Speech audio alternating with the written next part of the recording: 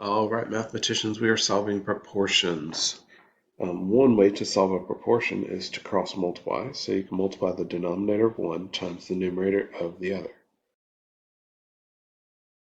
11 times 10 gives us 110. And then to get rid of multiplying by 13, we divide by 13.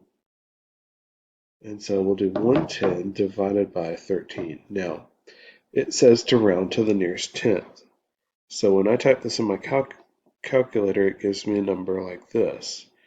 And it's well beyond that. Tenth is the first decimal place, and so when we look to the right of that, that tells us to round up.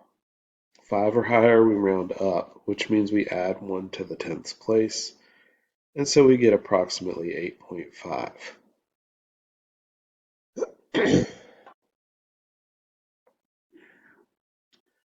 Here we've got a proportion.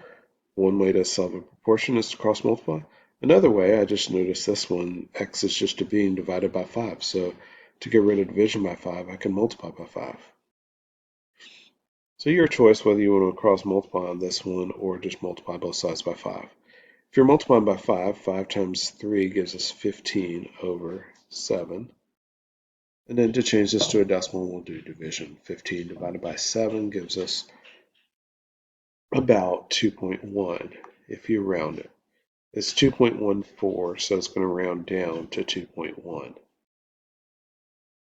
Tenth is the first decimal place to the right of the decimal.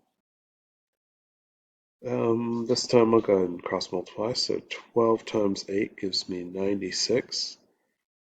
And then x times 24, or 27, excuse me, is 27x. To get rid of multiplying by 27, I'll divide both sides by 27. Change this to a decimal. Let's do 96 divided by 27.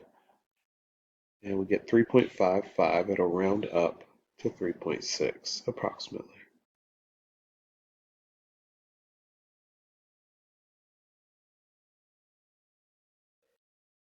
All right, continue working hard on your learning path.